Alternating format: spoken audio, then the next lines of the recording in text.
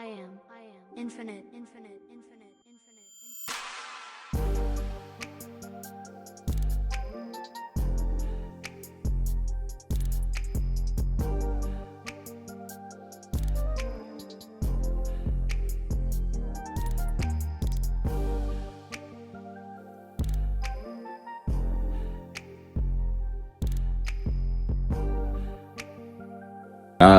My name's Michael Spinoza. Everybody here calls me Gordo. Okay. Everybody calls me Gordo, the barber, barber, you know. Period. Now, how much time did you do?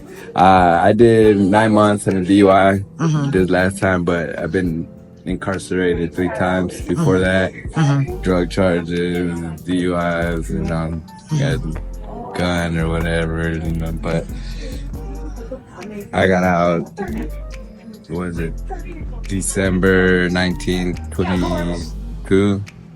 So I've been out ever since, been here in the city for 2 years. And now that this program actually came out from the prisons, I'm glad to be the first guy to be here and get the full program benefit, you know, out here in the real world. So that's a plus. Yeah. And I'm just trying to be a positive role model for every newcomer. Has this program been helping you to be a positive role model and be the person that you want to be? Yes, especially now that they want me to be a master instructor to teach other students, and they'll be the first male barber here in the R.I.S.E program. So wow, that'll be a blessing. Yeah, that's huge. And now, how long have you been part of the R.I.S.E I've group? been part of the R.I.S.E program for 6 months, ever since it started. I was the first male participant here in the R.I.S.E program. Wow, So, that's huge. I'm just God bless, you know, that it's just a blessing just being here and trying to get you know, a step ahead in life, you know. Yeah.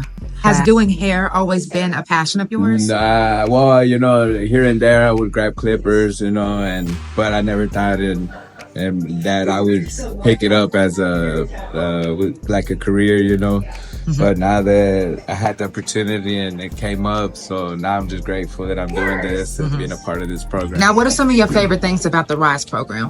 Just that it's not just a school, it's a building stone, like, you know, for anybody just to succeed in life and, you know, be a better person in the community, you know. Wow. How has being here changed your life? It just changed it where, like, more positive outcome, like, you know, like, it's not, you got people that you could rely on that support you, like, you know, pick you up when you're down, you know. It's just not just school, it's a community that helps everybody just succeed.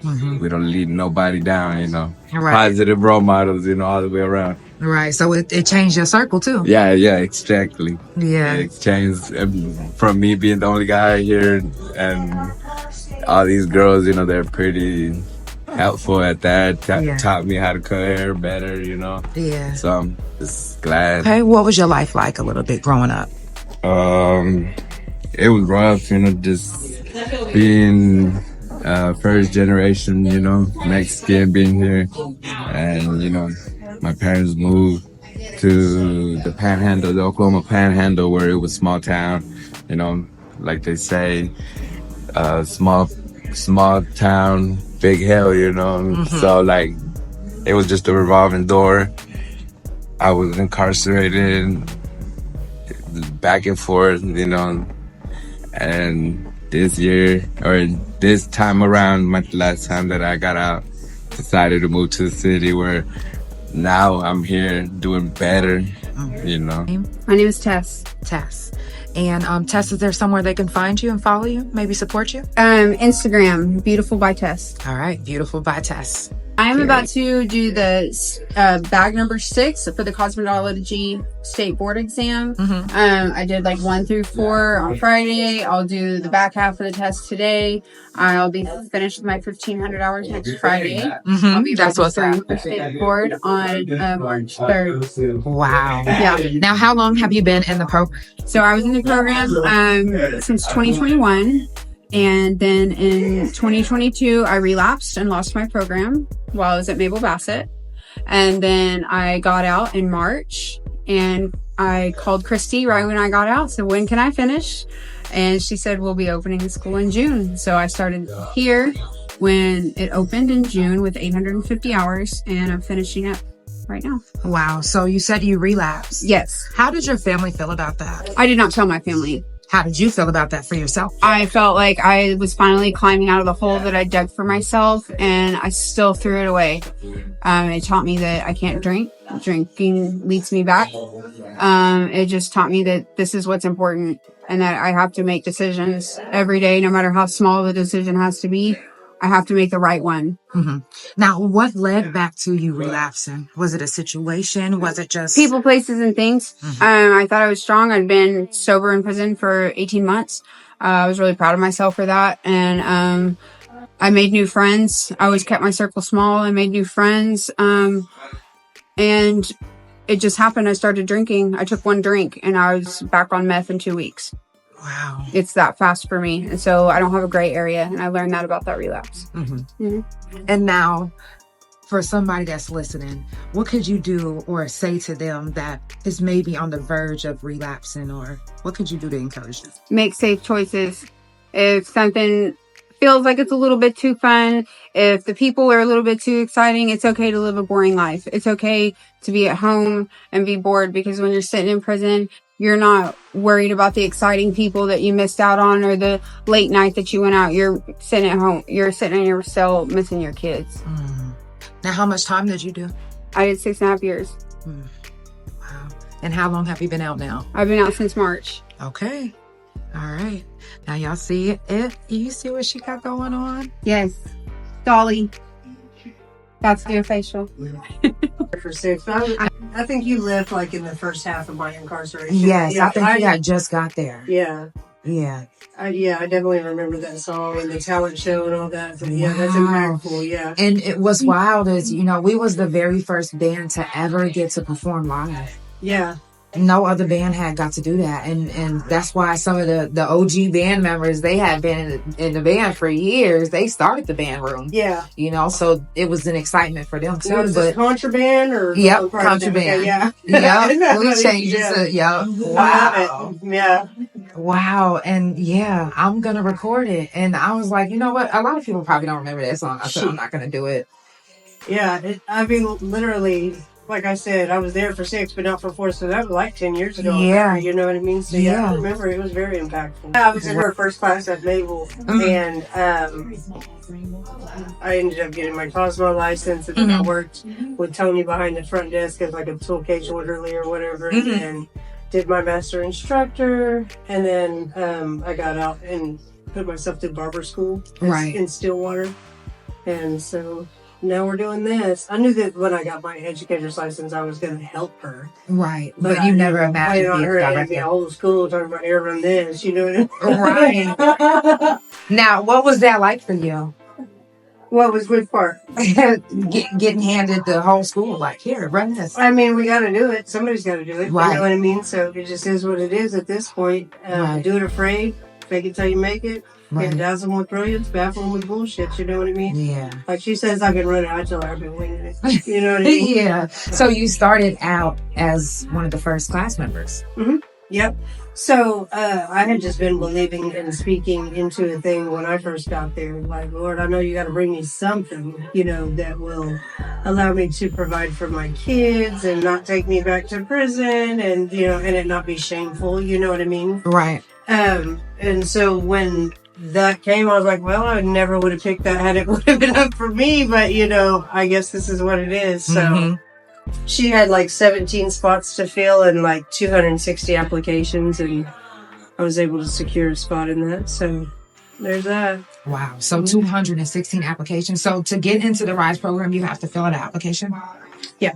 Yeah. Okay. And so at the time, there's been some exceptions that have been made, but for the most part, it's like, misconduct free, level 4, and all those stipulations. So yeah. Right. So for me, it was just like, I guess for me, because I didn't really have a reference point for it. And I tell everybody, the only reference point I had for cutting hair was like I was 12. My cousin asked me for a trim, and when it started, she had hair down her back. Right, right. Hell, you just go one side and the other. Felt like this is all I have. This is the only opportunity that I'm going to have to be able to focus on a career or a trade, and not have to worry about rent or kids or childcare or transportation or any of that, or even paying for it, because it was completely free to all of us, Mm-hmm. And in fact, not just that one, and not just my instructor's license, but even the lady in Stillwater donated my cost, basically what it would have been. She donated it to the program, so I probably got upwards of like almost $40,000 of free education all the way across the board. Never have I paid for any of it ever. Wow. Yeah. So, I didn't think I would be that good. And again, I'm not anything spectacular. However, my prayer was that I know that God is able to compact 10 years worth of experience into 2 years worth of work. You know what I mean? Yeah. And so it was that, but I did put in the footwork on the yard. Like at that time, we weren't allowed to have no trimmers, no clippers, no nothing. We had fiskers, and I did bald fades with them. You know what I mean? So yeah, we improvise. You know how we do. Yeah. Facts. Yeah. Wow. So, and really starting off with prison tools, Right. to me, that's the first tool. Yeah. That's when you can master that. Yeah. When you can be on the yard and you can phase somebody with some dang penitentiary Craft scissors. and those don't Yeah. even work that good. Right. When you can master that. Well, and not just that, but that's how I fed myself, really. You know what I mean? I had a couple of hustles, drawing, crochet. Yeah. You know what I mean? But I cut a lot of hair, and it kept coffee and creamer for sure in my locker. Bad. Yeah. And sometimes you gotta do that. So now you get to meet, different young ladies that were on the yard and, different walks of life. And, how has this program impacted you and the people that's in your life? Oh, that's a huge question. So I will say this, like when I got out, I went back to my hometown and I secured a job at a barbershop, and I was making really good money. I can tell you like $300 to $500 a day. You know what I mean? Just cutting hair. But it's not the same as teaching to me. You know what I mean? I know what this program did for me. Like, I have never made legit money, like this good money legit. You know what I mean? But I will say that what it did to strengthen the support that I got from my family, or even my family's bonds, it stirred up a lot of hope with them. You know what I mean? And my kids were able to see that, what the enemy means for harm, God can definitely turn it around for the good. And so there was a lot more than just hair in that whole season, you know what I mean?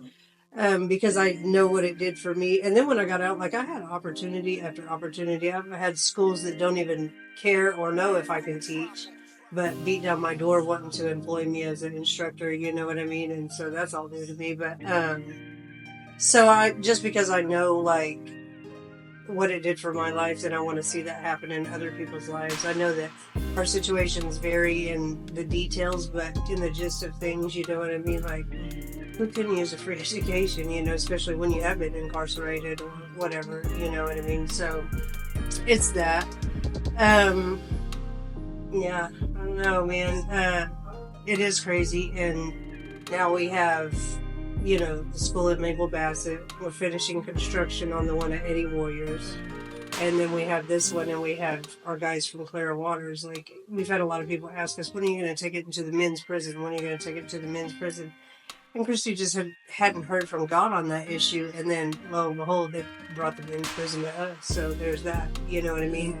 Yeah. And what I can also say is that from the moment that I've met her, she's proven that she has the ability to hear from the Lord, you know what I mean? Because everything that this program touches bears fruit, you know what I mean? There's growth, and there's a covering of grace under it. So for me, I gotta stay connected to that. Yeah. I could be at the shop working behind the chair, making more money, but there's a lot of spiritual benefits, and this is a family, and you know what I mean? So it's a lot to do with that. Yeah, exactly. Now, and I keep hearing that. That's the big thing in here is about family. Mm-hmm. No one wants to work in an environment that is uncomfortable and it doesn't feel family oriented. It doesn't feel, you don't feel welcome. you don't feel like you know anybody. And I know the biggest thing for me when I first got out, I didn't feel like nobody knew me and I couldn't be myself because I just did 9 years in prison. These people don't know who I am. I don't even know. At this point, I don't even know who I am. Right. Yeah. So, you know, that transition had to be not easy, but a little easy for you, you know, to come into an environment of people who understand you. So, you know, to be running this place and being able to relate to everyone. Yeah. In some way. Yeah. In some way, for sure. And it is, I think, because, you know, well, the people that you were locked up, I mean, it's a lot like, and I hate to say this because I don't want to, like, water down our military, you know, our veterans or anything like that, but trauma bond is a real thing. Yeah. You know that. And so, like, the people that you've done time with or that you know have done time, like, you just have that connection, you know what I mean? Like, so it is that. Yeah. Absolutely. Now, has anybody ever came to the program that you guys had to kick out? More than once. Yeah. Mm-hmm. Yeah. So we've had, well, in the prison, we've had people that stole, you know what I mean? And like, trying to make that hustle. Get them some cigarettes or whatever, you know, and it's like, wow, she just tricked off a $20,000 education for a $5 cigarette. That's crazy. Yeah. However, I mean, I've also come to the conclusion that not everybody is supposed to make it all the way through. Some people are supposed to get the lesson. You know what I mean? Yeah. And so, if that's the case and they don't see this through, then my hope is that the next opportunity that they'll be a good steward of it, you know? Right. Yeah. Now, would anybody be able to redeem themselves if they got kicked out? As a matter of fact, we have one here today, and she's about to graduate. She's doing state board drills right now, but she had lost her program in Mabel Bassett due to relapse and addiction and all of that, and she moved. They transported her to Eddie's, and she kind of got it together.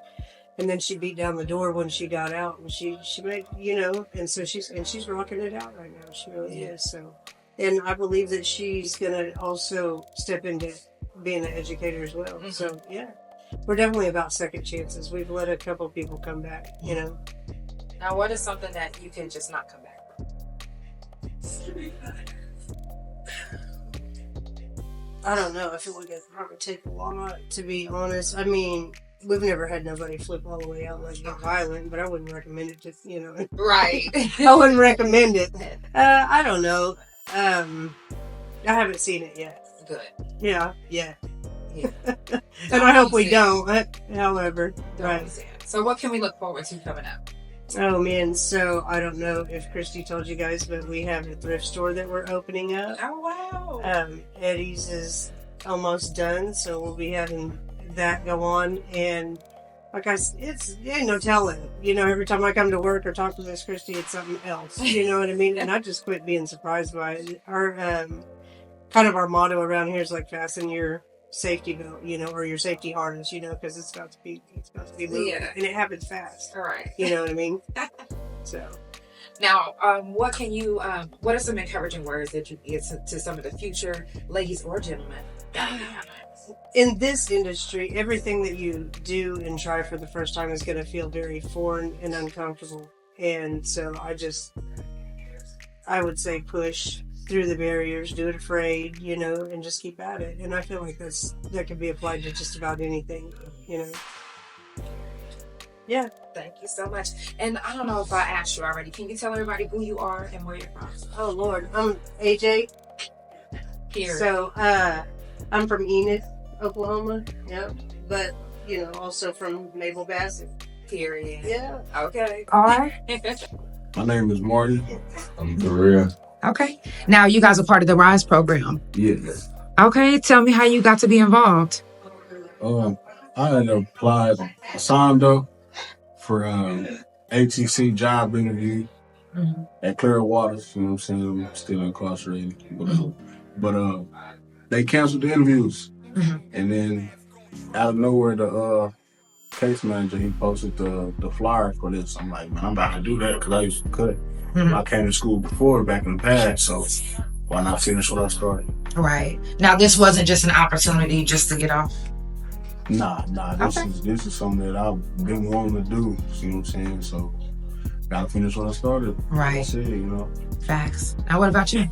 I came from England, and I was over there. They were talking about the program, and I like cutting hair, so I just said I wanted to take it up, get certified, and been incarcerated all my life. So I found figured this would be an opportunity to help change things around.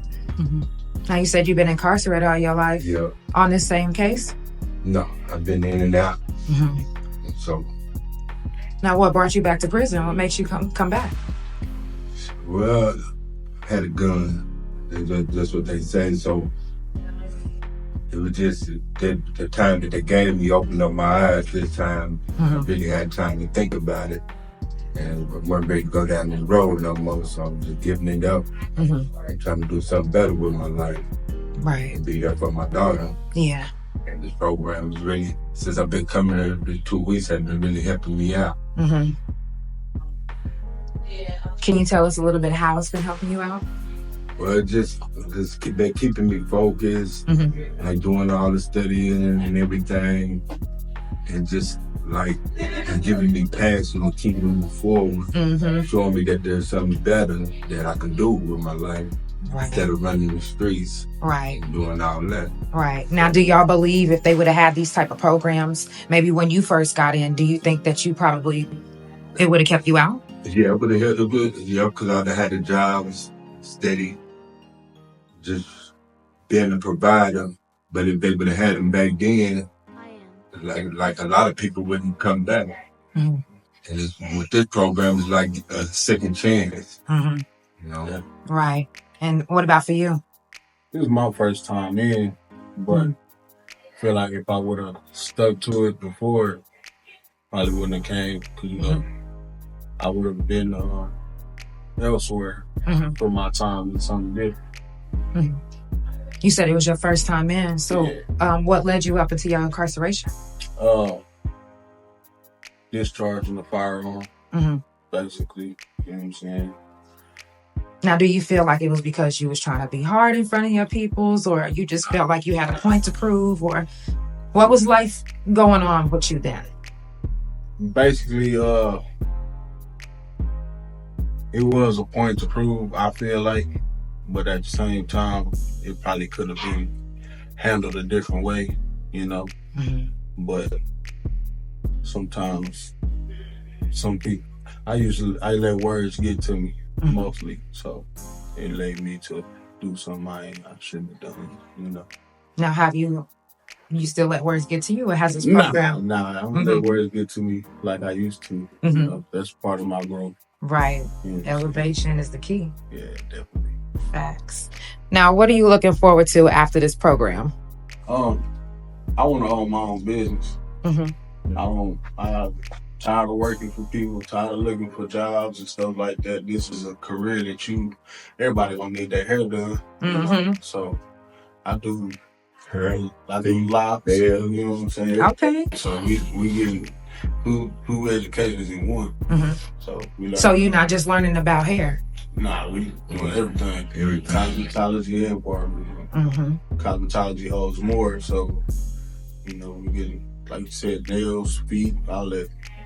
Now, and we all know in the hood, some guys are gonna be like, "Oh man, that's for girls." How you feel about that? I bet you I have more money than they got doing all them hair and nails for girls. Really, I don't care what people think. I can't let people understand my success. Period. You know, this is what I came to school for, so I'm gonna succeed. People always gonna have something negative to say about you because they can't do it. So. That's what's up. I definitely look forward to your own businesses. That's what's up. Thank you guys for sharing. Thank you. My name is Eric. I'm at the Clearwaters Community Correction Center in DOC. So I've done 6.5 years in prison and 6 years, 8 months actually, February 3rd. And just got to come down to community corrections and this program opened up, and here I am. And I wait for parole, and God works in mysterious ways. So, you know, I decided, me and my family decided to waive parole right before this program even came to the yard. And we just decided, you know, I'm trying to go back to Tennessee after about a year of doing everything I need to do here with my medical and everything like that. And next thing I know, like, I prayed about it, and I walk in the doors one day, I was just saying, like, God, you got to give me something. You got to, I'm drowning. I don't know what to do.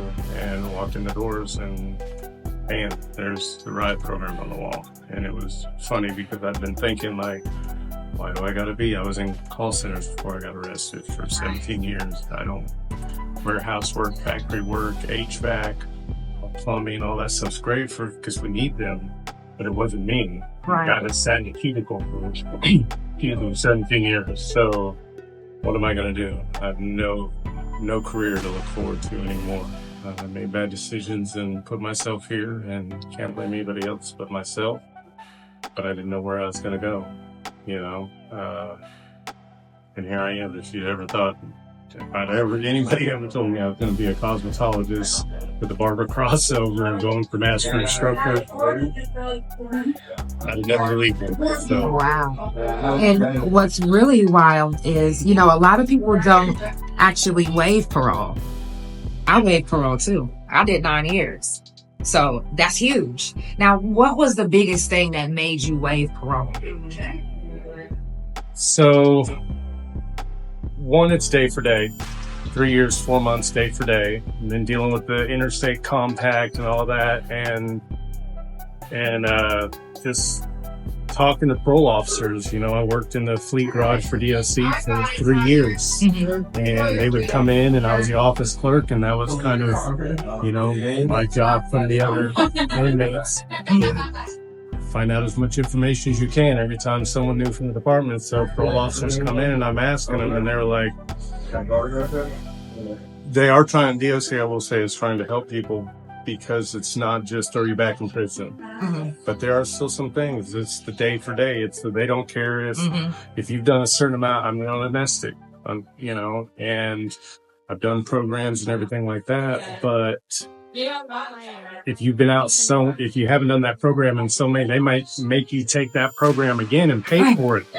Yeah. That happened because everything you're saying, I said this. I was like, no, because what if you can do day for day? You can get in trouble one time, and then you got to go back and do all your time again. They don't give a fuck. Like, what? They do not care. No, parole is no. And when I had a parole officer tell me, he said, how much time do you got to do if you waive it? And I said, well, a little over 1.5 years, depending on the programs and whatever else I got to do. And he said, if I were you, I'd waive it. I'm like, this is coming from a parole officer. Yeah. Okay. So I talked to my family, and I kind of live in a matriarchal family. So it's like mom's in charge. Right. But you have to run it past her first. I told her everything. I said, here's all the ins and outs. And at grandma's birthday, you know, the family sitting around the table, and my mom held a vote, and they all said, we think you're on the right path. That's a good decision. And so I prayed about it, and then I signed, and here I am, and I got a little over 1.5 years left. Probably a little less with this program and a couple other programs I can do after completing this. So, and it just worked out because by me waiving parole, now it's going to give me enough time to do cosmetology, to do my barber crossover, and get my master instructor. And then hit the doors walking out of there with a career I never thought I'd have. Exactly. That is so dope. If you don't mind me asking, what's your zodiac sign? I'm an Aries. Okay. I knew you was close by. I'm a Taurus. All right. Yes, my wife is an Aries. And level-headed. Very level-headed. And you guys are thinkers. So, yes. Oh, my God. I love it. And I look forward to the whole success story. When do you said you got a little over... So September 10th to 26th is my actual projected release date right now. But that's before the credits coming in with this. Right. There's a couple other programs I can do at the yard. So I would say approximately, I'm looking at probably May of 26, so getting out a few months early. Well, I look forward to you coming out and actually coming to my podcast and sitting down on the couch and letting us get you a deeper story. I'll be more than happy to. Yes. Thank you so much. Thank you. My name is Kaylee Ramirez, and I'm from Oklahoma. Okay. Now, you're part of the R.I.S.E program. What got you involved? I had thought about going to cosmetology school on and off over the years and decided I wasn't going to because the schedule was not fitting into my work schedule, kids, mom, all the things. And then the beautician at my job said, "Have you ever heard about the R.I.S.E program?" And I was like, all right, God, here we go. And then I was talking to Christy on the phone about it, and something she said really stuck out. She was just like, "Well, I just feel like God might be making a path for you." And I literally said the night before, unless God himself comes down from heaven and is like, "Hey, cosmetology school, you're going," I'm not going to go. So I just felt like that was God's sign telling me, "Hey, this is your way." So here I am. Facts. And a lot of the ladies and gentlemen that's in the program are, have been to prison or done time. Have you done any time yourself? I have not, but I've learned a lot from them. Wow. So this is actually kind of cool getting it from someone else's perspective that's actually involved in the program. So you said you learned some things. What are some things that you've learned? Just how unfair the system actually is. At the end of the day, we're all people. Yeah, they've made mistakes, but I have too done some things that could have landed me in the same exact situations as a lot of them. So we all put on our pants the same way. I just feel like the injustice really isn't apparent to most people unless you know somebody or have been told. Right. So working around, prior convicted felons and felons, how does it make you feel? Do you feel nervous or do you feel right? No, not at all. Matter of fact, these are some most gentlest people I have met here. This is like a sisterhood. I love everybody I've came in contact with. No, I would have never even guessed half of them was incarcerated. I'm not even going to lie. So, wow. Just made me feel any type of way. Oh, wow. So it's a family here. It is. I keep hearing that. It is. I keep hearing that. So, I want to say it's a sisterhood, but now we got the guys here. So it's just a family. Yes. So, now, what is your favorite part about coming in here every day? I like that no matter what kind of day I had, whatever feeling I had before I walked through these doors is going to be lifted. The other day, I had such a hard day at work, and I came in and Chrissy was just like, "Do you need a hug?" We cried, did all the things, and I was like, you know what? This is where I'm supposed to be. My mood was definitely better. Wow. If you could shout out anybody or say anything to the people that's watching, what would you say? I would give AJ a shout out. I feel like she does not get recognized for enough of what she does in this building. She teaches all the things, all the hours. She puts her heart and soul into all of us. We are her little ducks that she has to round up. And then I guess I would just make sure whatever you see on the news, there's two sides to everything. Right. And I always knew that, but honestly, there's two sides. So, yeah. Facts. Thank you so much for sharing. No problem. So my name is Ashley Robinson. I'm from Oklahoma City and I'm 25 years old. Okay. Now, have you done any time? I know this program, a lot of people have done time and some people haven't, as we seen a minute ago. Yes, so I did almost 4 years. I went in 2020 and I just got released 5 months early back in April. Okay. I've been out for about 9-10 months. Congratulations. Now, how did you get out early? My lawyer filed an adjustment review on my behalf. He didn't tell me that he was doing that. He didn't want to get my hopes up. And so one day they called me in the office and told me I'm going home. And it was a miracle, really. It was a big blessing, the biggest blessing that I could have had. I wasn't prepared, but at the same time, I got out just in time to start school here. Wow. So I knew it was God. Yeah. Now, a lot of people don't realize that doing time does something to your mental. Do you still deal with the anxiety and the flashbacks of being in prison? It's so crazy that you say that because just the other night I was laying in my bed, thinking of a memory that I had in prison, and it just gave me physical signs of anxiety, and I was sleeping safely in my own bed in my own home. And I would say that yes, absolutely, I still deal with a lot of it. I didn't go through as many things as I've seen other people go through in there. But I definitely did see those things happen to other people. And it's just, it did have an impact on me, even though it wasn't affecting me directly. But yeah, I still deal with a lot of anxiety from it. I still feel like I could be taken back at any moment, even though I'm doing nothing wrong. Right. And that's like probably the biggest thing, is that I'm watching my moves so carefully. I'm trying to do everything right to a T, and I still feel like they can take me back anytime they want. And I'm not sure how to really get over that part of it, but Yeah, no, I don't think anyone can ever get over that part. And now I have a new fear, because anyone can just say anything and you can be arrested. right, And it's like, where's our rights? right. You know, We're when you automatically in first, the wrong, yeah, you know, because we were previously convicted. So why should they believe anything we have to say? exactly. Now, when you first caught your case, what type of effect did it have on your relationship with your family? Oh, they were devastated. They stuck by my side 100%, and but I could tell it truly broke their hearts. They were so worried for me. I have 2 amazing parents that have, you know, they've been married ever since I was 2 years old, and I have a really strong family foundation, and I had a very strong support system, but it just broke them to know that they couldn't do anything for me. My dad, he would have stepped in and took my place in a heartbeat, you know? And Right. I just can't. I still deal with guilt and shame from putting them through that situation, you know? But they love me so much, and, you know, they've just been nothing but supportive. Right. I just hate that, you know, I had to put them through that, you know? Yeah. Now, what has the R.I.S.E program done for you since you've been here? It's given me hope for my future. It's given me an immediate job placement as soon as I got out.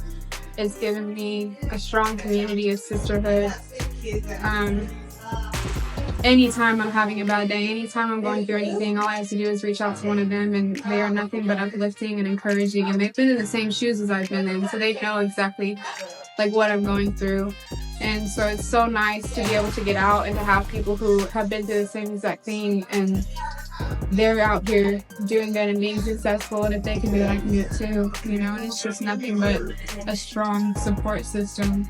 And I feel like it's so important to have that whenever you get out of prison, because that's a lot of reason why people go back, is they just don't have anybody to support them. They don't know where to do. They don't know where to go. They don't know where to get a job, you know, and so they turn back to their old ways, Right. you know, and I don't have to go back to my old ways now. I have something completely different that Right. I can choose to walk down. Right. And I'm just so thankful for it. I'm so grateful. Like, the timing couldn't have been more perfect. My mom, she was a barber, so I always thought that I could cut hair, you know, eventually. But I told myself I want to go my own route, I want to be my own person, but here I am, Oh, yeah. cutting hair. Facts. Now, are you just learning to cut hair, or are you learning everything? So I'm licensed already. I got my license in March of 2023. Right now I'm doing my master instructor program so I can be licensed to teach. Okay. Now, we are looking forward to see you teaching here. Yeah. That way we can get another interview with you as a teacher. Yeah, absolutely. Yes. Now, is there anything that you would like to share for anyone that's watching? I just want to give all glory to God. Yes. All glory to God. Without him, none of this would be possible. Without him, I truly wouldn't be saved. You know, I truly wouldn't have forgiveness. I wouldn't have the grace and the mercy, because I don't deserve any of it, you know, but his grace and his mercy is sufficient for me. So I just want to shout out to him, because he's truly changed my heart. And without that, I feel like I'd still be doing the same thing. Right. Wow. Thank you so much for sharing and where you're from. Yeah, so I'm Hattie. I am from OKC originally. Now, you're part of the R.I.S.E program. How long have you been part of it? I have been in going on 5 months, 4 months, 4 or 5 months. Okay. What's your favorite part about being a part of the R.I.S.E program?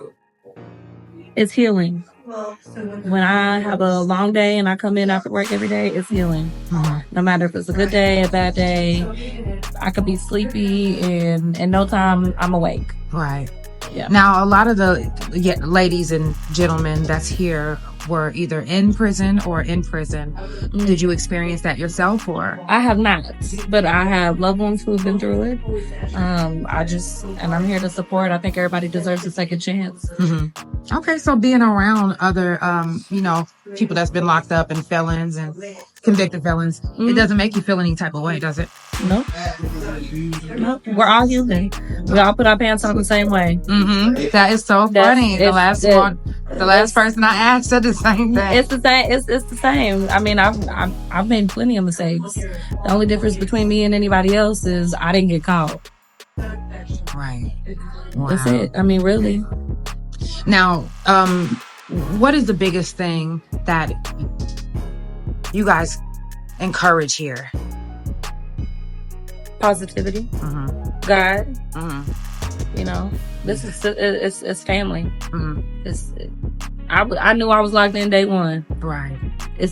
God came down and this is where you're supposed to be. Right. So you do hair or you do nails? You do. I've kind of been on a nail train, so I'm kind of working towards more nails, but I do hair. I love color, haircuts. Like I'm kind of into all of it. I want to perfect the craft all the way around. Be versatile. Yes. Now, how can someone come support you? Show up, come get a service. Yes. Period. That's it. Where can they find you at? At the R.I.S.E program on 50th. Period. That's it. Simple as that. Just follow. Find me on Facebook. Come follow. Yes. Yeah. Thank you so much for sharing. Of course. Thanks. Juan, can you tell everybody what made you start the R.I.S.E program? Yes. Let's see. Well, I was already a cosmetologist when I went to the prison and when I got incarcerated, and I worked in the beauty shop in the law library, and I kind of was supervisor of the beauty shop, and the ladies would come in and say, hey, I want a job here, you know? And so I'd ask them to do a haircut. They're terrible haircuts. And they had told me, hey, I went to beauty school, you know? And I said, well, you know, why didn't you finish? They said they got behind a guy or they got arrested and got to prison and just couldn't make it. So I said, if you could do anything, what would you do? And they all said, I would finish. And so one day I was at Eddie Warrior doing a shampoo at the shampoo bowl. And I always say, like, I met God at the shampoo bowl. And I heard him say, hey, you're going to come back and you're going to start a school here. And I was like, do you see what it says on my back? He said, inmate. I said, how's that going to happen? So that was the beginning of it, you know, and I just knew that I had hope because I had a license already. And so when I got out, I had hope to have a job, you know, and I thought this could be the same for these other ladies out here. And so I began pursuing like DOC and asking questions. I worked in the law library also. So I started looking at the ops and seeing if it's possible. And when I got out, I mean, it was relentless. I was just chasing down the cosmetology board and DOC. And, you know, Dr. Pittman, she works for DOC. She's retired now. And she kind of came up beside me and really helped open up the spot. And it's a win-win. You know, if you train somebody and help someone get a license, you remove the barriers for, you know, employment, like for a felon. So I knew it was hopeful for me. If it was hopeful for me, it would be hopeful for other people. Mm-hmm. Wow. That is a beautiful story. And a lot of people probably don't know that part. Yeah. Now, did anybody give you a hassle, you know, on the way up coming? Ooh. Everybody gave me a hassle. Mm-hmm. I just always say you got to knock on a lot of doors, and sometimes you got to kick a lot of doors down, you know, and that's kind of the approach that I have. And, you know, in the beginning, like cosmetology board was right on board right away. And then, you know, DOC was like, okay, I see your DOC number. And they weren't really, you know, cool with it at first. And I just kept asking and talking about it. And I would just keep saying those things that are not as though they are. And so I was like, hey, one of these days we're going to do this. One of these days we're going to do that. And I got the privilege of speaking at Rick Warren's church out at Saddleback Church in California and in front of 4,000 people. And I just professed it. I said, hey, we're starting a cosmetology school inside of a prison. We didn't have $1. I didn't have nothing, but I had hope and I had God on my side, you know? Mm-hmm. And so it took a long time as a felon to get people to trust what I was saying, you know? Wow. Now, you know, for those that are watching as a felon, what you just said was powerful. It took a while to get people to trust you as a felon. What are some things that you can tell people to kind of help, people put their trust in another felon? Man. Well, I would say, everybody deserves a second chance. I do believe that. And some of us just didn't get caught, right? I mean, some people are out there doing the most right now and just haven't gotten caught. So no person wants to be recognized for what they did or what happened on the worst day of their life for the rest of their life. We don't want to live that way. So just like you would forgive or you would give an opportunity or second chance to someone in your family or your neighbors or whatever, I feel like, people have the opportunity to redeem themselves, and God's pretty famous for that. Mm-hmm.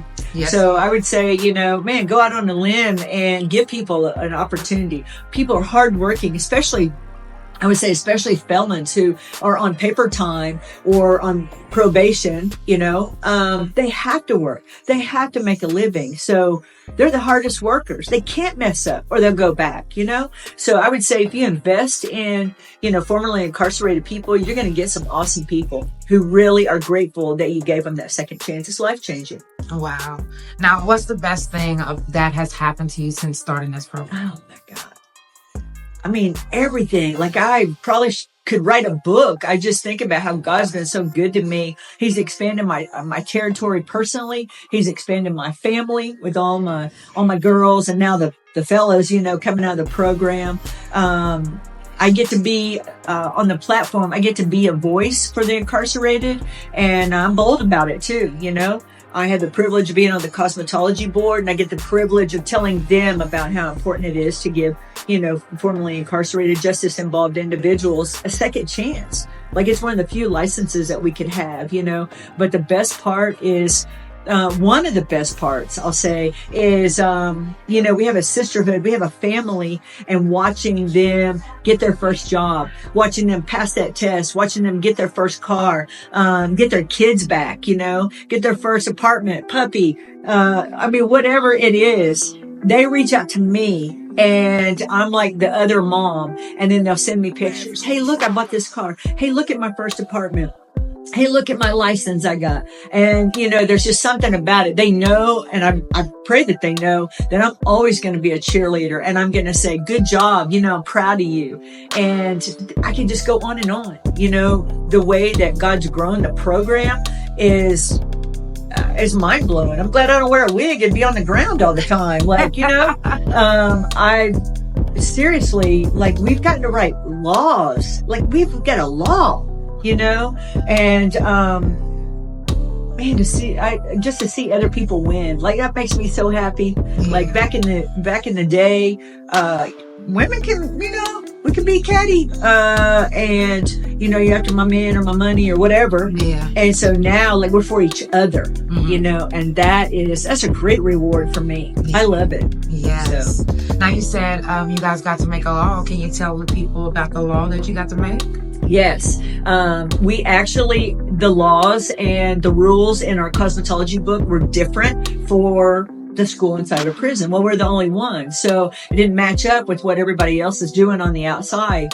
So we had to ask State Representative Eric Roberts if he would rewrite the language that would allow us to have a school inside of a prison, just in case it came down and somebody said, hey, you're not operating it the way the rules say. Now we have our own rules. So we can't have a private wax room because of PREA. So we put that in there. We can't just allow everyone to have a kit with scissors because, obviously at the prison, you can't do that. So we have a tool cage and it says that. So it takes everything that's in the rule book for Cosmo and barbering out here in the world and turns it upside down to make it fit for the prison. So, yeah. That's huge. So we can open more, Yes, that's huge. So right now, you guys are in Naval Bassett, Eddie Warriors. Yes. And here in Oklahoma City, we got OKC campus. Welcome. Come on out and get get some manis and petties and stuff, get some services. Just come out and do a tour, hang out and meet the people here. It's family, as you can probably hear. It's family. And we're in this thing together, man. It's really cool. The Eddie Warrior School should be opened up in about 3 months. So we're waiting on that. They're putting countertops in and reforming that. And the funny thing is, I used to work in that building when I was at Eddie Warrior. And so now to stand there and see, it be remodeled into this vision, that I know it's going to help other people and give other sisters, a license to get their life back, That's pretty gratifying. Yes. Wow, you got me in tears. I definitely appreciate you for sharing it. I definitely appreciate you for everything that you do. Thank you. It's family. It really is, man.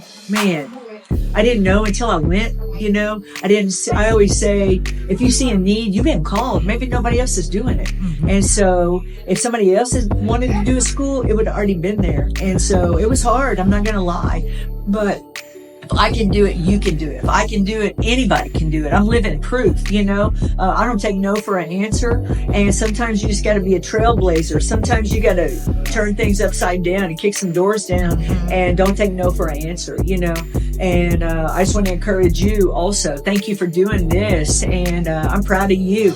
I'm proud of you for getting out of that thing and, let people see what we're all about. That's important. So thank you. Thank you. Thank you so much for sharing. Yeah. Thank you. We love you.